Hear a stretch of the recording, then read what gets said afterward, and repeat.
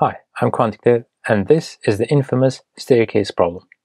In the staircase problem, you try to calculate the different ways to reach the nth stair, where you are allowed to take up to m steps at a time. Say you are given a staircase problem with 5 stairs to climb, and you can take 1 or 2 steps at a time. How would you solve this problem? This and its variants are the focus in this video. It's a great problem to demonstrate the properties of dynamic programming and how to solve problems with it. Due to this, staircase problem and its variants like the unique paths problem are commonly used in programming interview questions. Staircase problem is just a special case of unique variations questions like that of unique paths problem. I might make a quick video for those too, but you can apply the same methods that you will learn here today to solve them also. You can also identify variation finding questions if you are asked to find the unique ways of doing XXX. Solutions to these problems are a subset of dynamic programming, the technique of solving a problem by dividing into subproblems. We can solve them using recursion or iteration. Since solutions to these questions resemble Fibonacci sequences, they are referred to as Fibonacci puzzles, and they commonly appear in programming interviews, especially the staircase problems. Code for all these questions and answers along with their tests are on GitHub, and the link is in the video description below.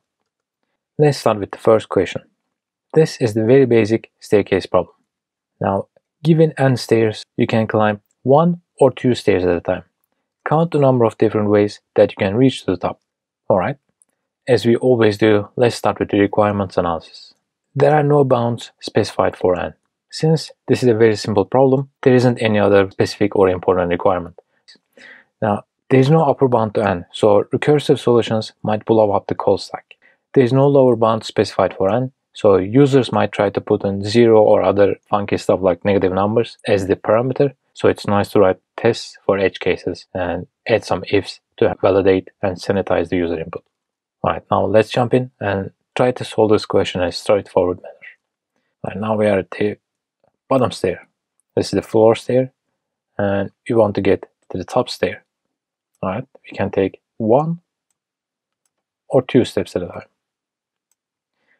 If we take 1 step and end up on the first stair, we can take another step or 2 steps at a time. If we are at the second step, by taking 2 steps at a time or jumping 1, 1, we can again take 1 step or 2 steps. And from the third stair, we can only take 1 step, because if you take 2 steps, we will be overflowing. We will be jumping from the stairs. So how do we count the unique ways that take us from the ground floor to the top stair? Well, we will have to lay out all possible paths as we did here, and we'll have to follow them one by one. So this is a unique path if you take 1 step at a time. Another unique path if you take 1 step, then 2 step, then 1 step. Another unique path if you take 2 step, 1 step, 1 step. We will have to count all of these, and that's going to be a terrible brute force solution. Let's think for a moment, how can we solve this problem in another way, a more creative way? I'll give you a moment, think about it, then I'm going to give you a clue. Alright, here is your clue. As we always do, we can try to apply dynamic programming to this question. So we can try to divide this question into sub-problems. And one way of visualizing dynamic programming questions is to think in reverse. So let's say that we are on the top stair. How can we get to this 4th stair? If we take 1 step back or 2 step back. So there are only 2 ways that we can ever land on the 4th stair, from the 3rd or the 2nd. Which means that the number of unique paths that leads to 2nd stair plus the number of unique paths that leads to the 3rd stair will be equivalent to the number of unique paths that lead to the top stair. If we continue applying this formula over and over and again for every other step, we can continue going back all the way down, and then we can calculate all possible ways that lead to each and every step and just sum them, and that will give us the unique paths that lead to the top stair. Alright, so let's formalize this thinking in a reverse way as a mathematical expression. So we just said that ways n is equal to ways n minus 1 plus n minus 2. So in this case, if we say that we are on the top stair, ways 4 is going to be equal to ways 3 plus ways 2. And then what is ways 3? That is ways 2 plus ways 1. So on and so forth. So we apply this formula over and over again to each stair, and that will lead us to a solution. Before actually doing it, I would like to remind you that this way of calculating the next sequence number by summing the previous numbers is called Fibonacci sequence. Alright, let's apply this formula for n equals 4. Let me remind you our formula: ways n is equal to ways n minus 1 plus ways n minus 2. That's quite simple. And again, ways 4 is equal to ways 3 plus 2. Ways 3 is equal to ways 2 plus 1. Ways 2 is equal to ways 1 plus ways 0. And now it gets interesting. Ways 1 is equal to 1 because we can only get to the first floor by just taking one step. And that is it. That's our only way. So we can count this as a constant 1. And then what is the ways to ground floor? Only way you can ever be on this ground floor is just to stand there. That's a terrible statement. But yeah, your only chance of ever being on the ground floor is just stand there. So it is also a constant 1. So let's plug in the other numbers. Ways 1 was 1. Ways 0 was also 1. So ways 2 is equal to the sum of those two, which is 2. So we can take this and plug into the above equation. Ways 3 is equal to 2, which we calculated, and ways 1, which is constant. So there is 3 ways that leads us to the third stair. Let's actually verify it. Let's do the brute force approach. There's only one way leading to 1. And there are 2 ways leading to 2. So we can take 1 step at a time or 2 steps at a time. So there are 2 ways. And is it true? Yes, there are 2 ways. And let's calculate 3. We can take 1 step at a time every time. We can take 2 steps, then 1 step.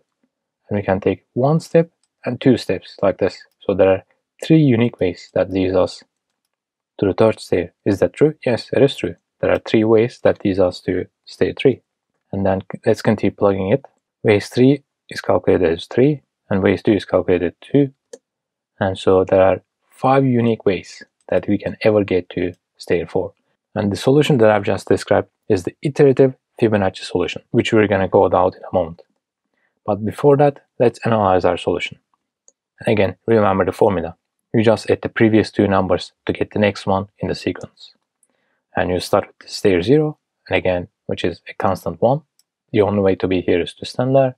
And you continue with ways 1, which is also constant because you can only take 1 step to get there, and that's also 1. And then you continue summing those up to get the next one. You sum the previous 2, you get to the stair 2, and you calculate consecutive ones by adding the previous 2 number until you reach nth stair. It is that simple.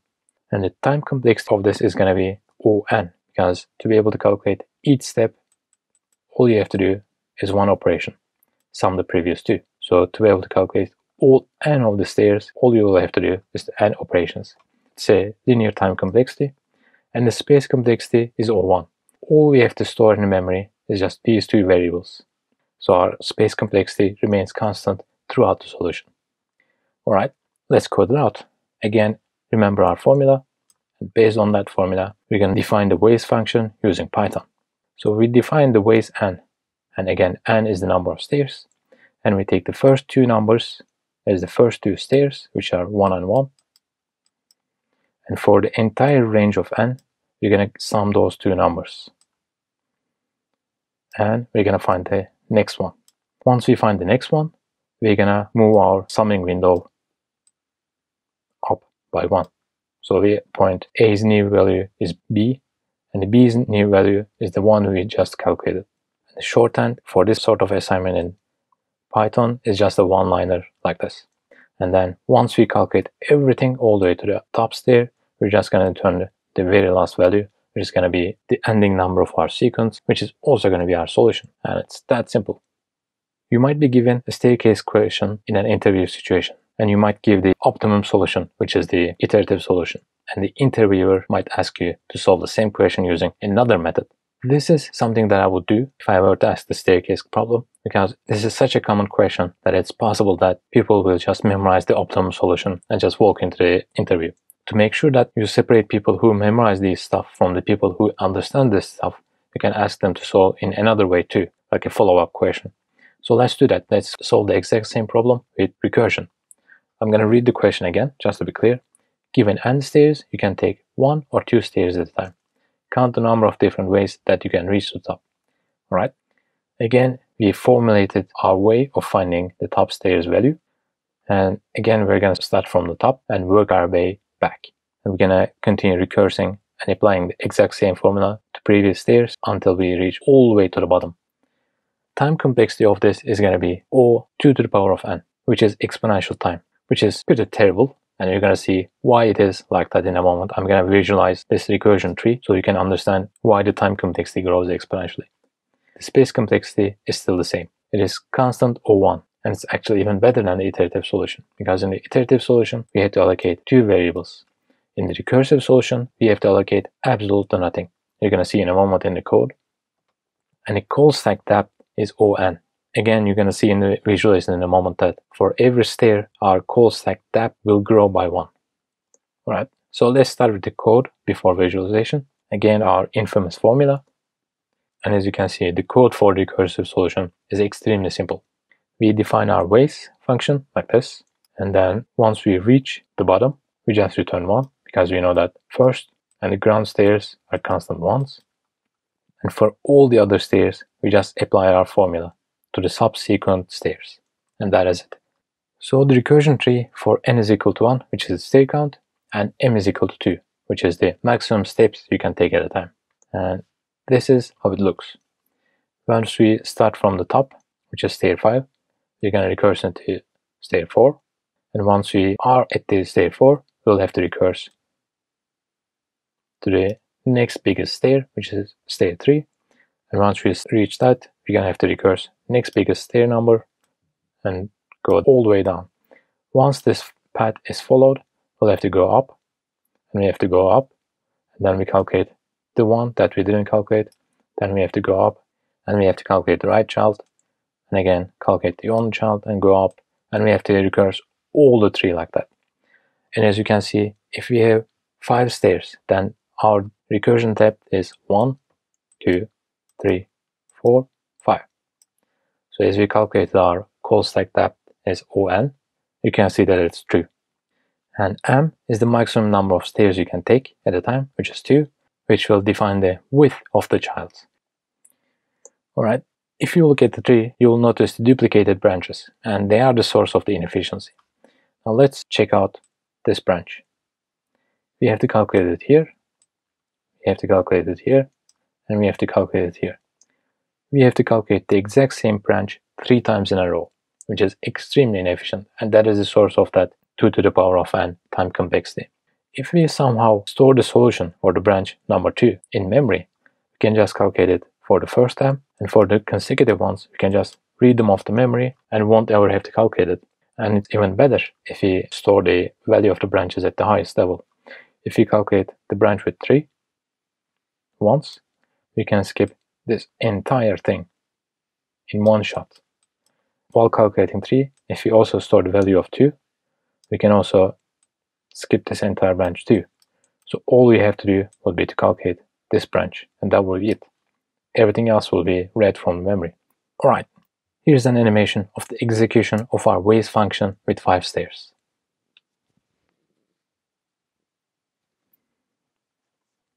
The source for this visualization is in the video description below. Let's use memorization and improve our recursion method. As always, we're going to start with our infamous formula, and this time, while we are recursing down, we're going to create a known ways hash table, and we will keep track of the stairs that we have visited.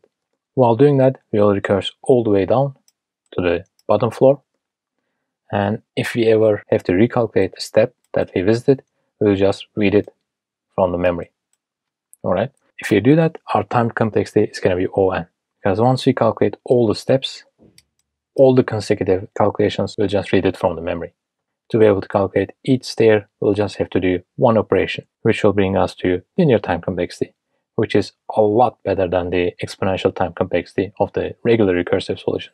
So in an interview situation, I will take recursive solution with memorization as a valid solution. The space complexity is going to be On. We'll have to store value of each and every stair in the memory. So for n stairs, we'll have to insert n elements into our hash table. Call stack is going to be On again, because we'll have to recurse all the way down. So let's code it out. And again, this solution is in Python. And again, I'm going to use our ways function with n, plus I'm going to define a known ways hash table.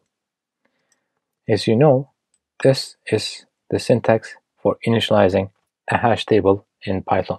And we start with our if. If we reach the bottom floor or the first floor, we'll just stop. And we're going to continue checking if the stair that we are currently on is a known ways map. We're just going to return it. If it is not in the known ways map, we'll have to calculate it using our formula. Known ways n is going to be equal to known ways n-1 and plus n-2. The only difference is that we're going to have to pass this known ways map into the consecutive function calls, so they can continue using the same hash table, so they won't accidentally modify separate hash tables. And once we know the value of that branch, we're just going to return it. Alright, here's then another animation of the execution of our memoized ways function with 5 stairs.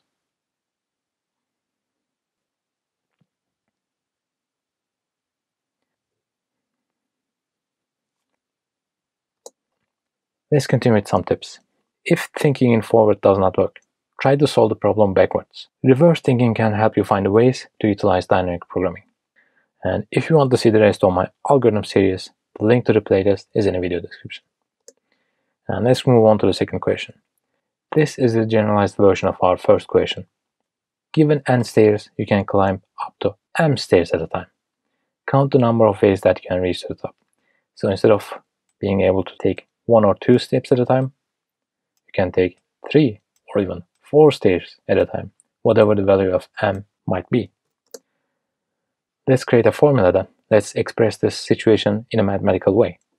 So the ways n, m is the stair count, m is the maximum jump, is going to be equal to ways n-1, the value of the previous stair, m. When you get to the previous stair, you can still jump up to m stairs at a time, plus ways n-2, n-3, n-m, all the way down to n-m, whatever the value of m might be.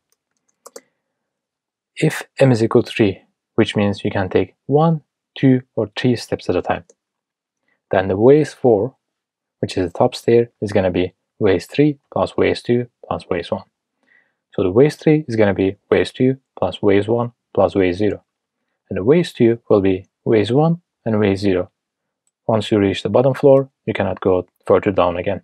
This is a Fibonacci-like sequence. Instead of just summing 2, we sum 2 or more numbers, and that is it. So let's analyze our solution. Let's start with stairs 0 and 1. We're going to calculate the consecutive ones by adding the previous n numbers. So if we are starting with bottom floor and the first floor, which are constant ones, we're just going to add these 2 and get to the value of the second floor. And if the m is 3, you're going to add the value of all these 3 to get to number 3. And we're going to keep repeating the same process until we reach all the way to the top.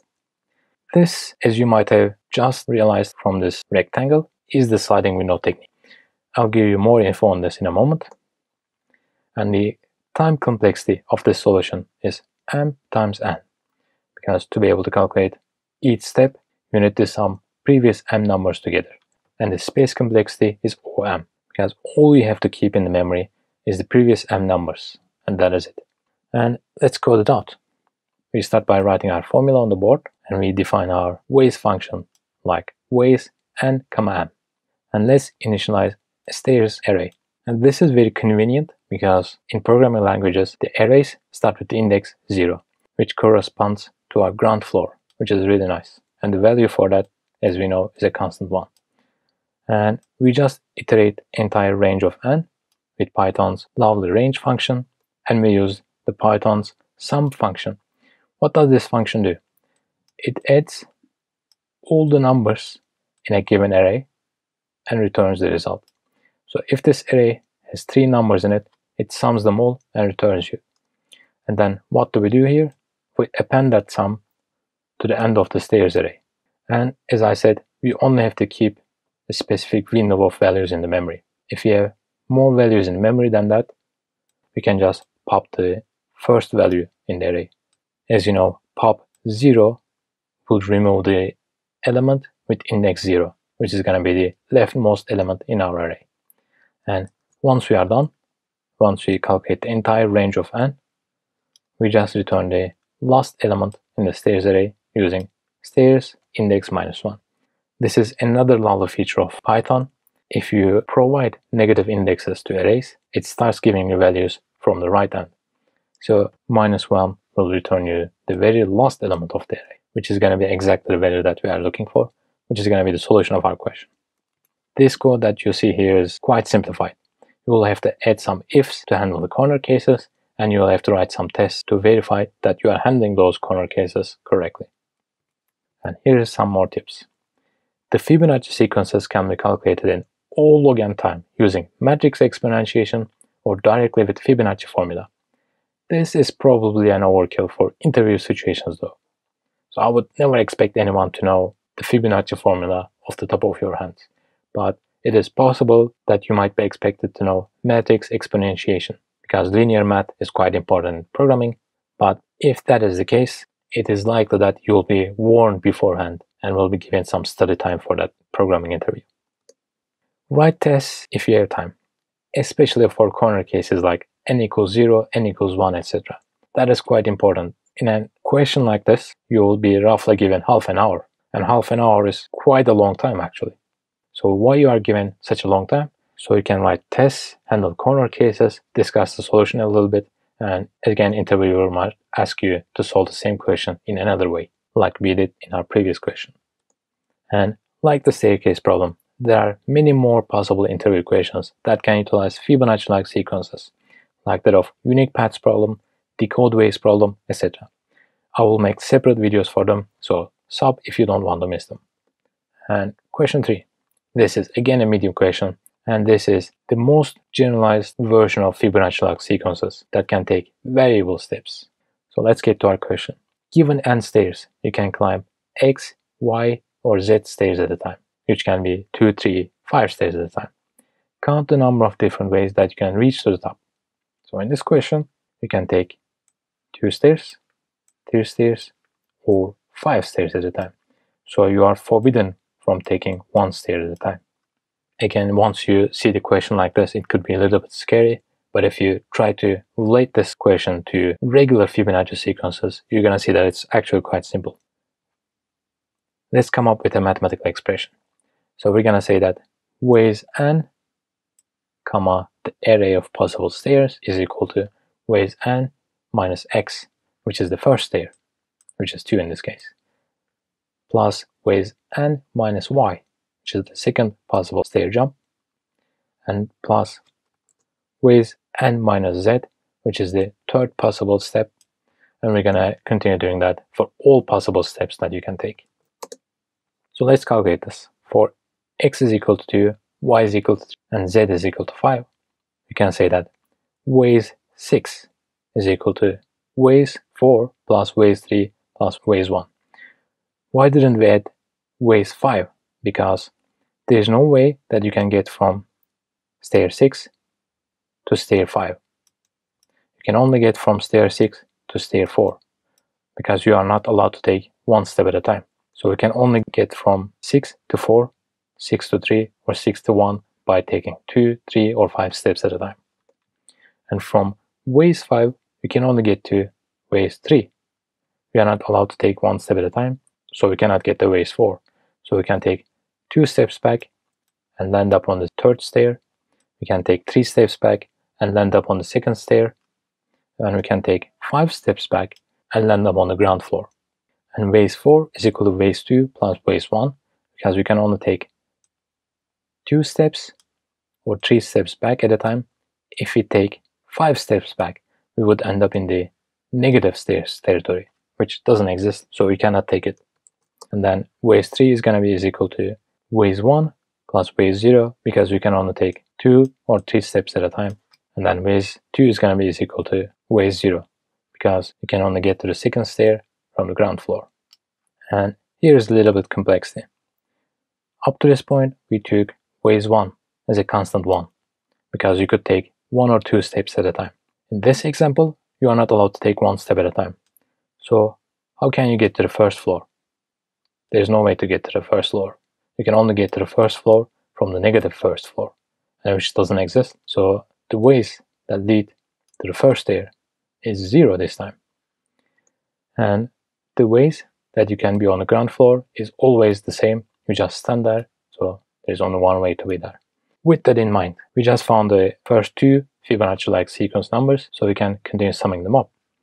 Base 2 is equal to base 0, as we just calculated, and base 0 is 1, so it's 1. And base 3 is equal to base 1 plus base 0, which we calculated as 0 plus 1, which is 1. And then we continue doing that. We know the value of base 2 from here, we just plug it in as 1. And we know the value of base 1 from here, we just plug it in 0, and it's 1. And we just plug the values of 3, 2, 0, which are all 1, 1, 1 is equal to 3. Then we plug the values of 4 from here, 3 from here, and 1 from here, which are 1, 1, 0, which is equal to 2.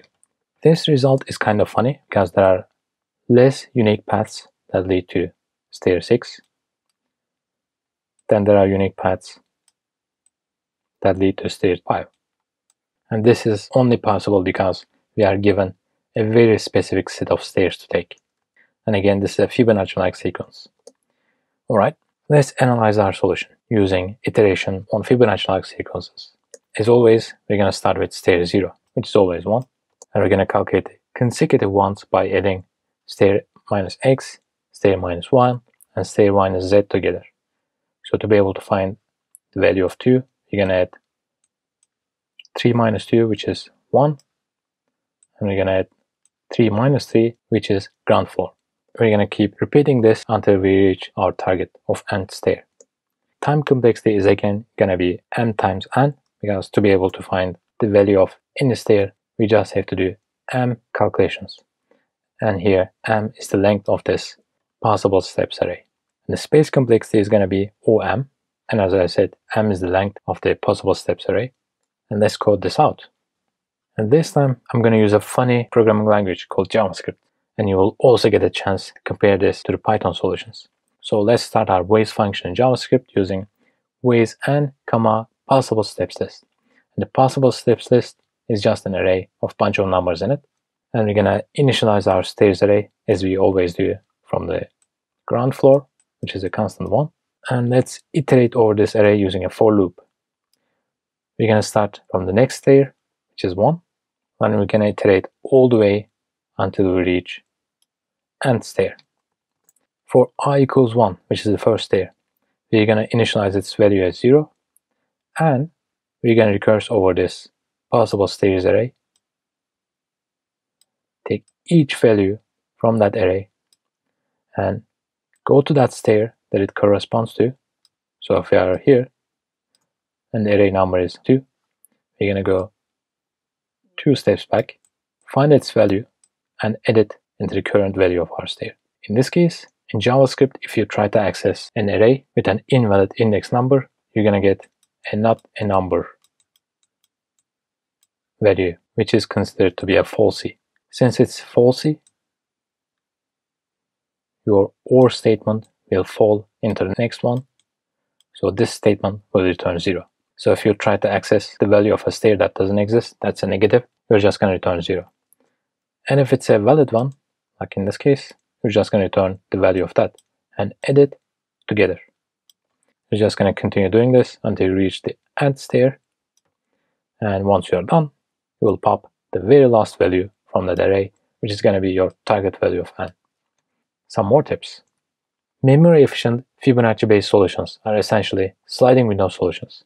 If you want to watch my dedicated video on sliding window technique, I will put the link to it in the video description below. The video has 4 easy to hard questions with solutions in it. If you want to refresh your memory on Big O notation, I have another dedicated video titled Big O Time Space Complexity Types Explained for you. The link to it is also in the video description. By the way, if you want to have some fun with the Big O notation, see my alternative Big O notation mugs and stickers at contactdev.com shop.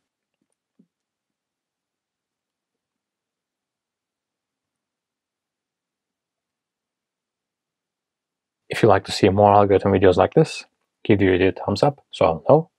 If you want to see the upcoming interview question videos, don't forget to sub. And I will see you next time.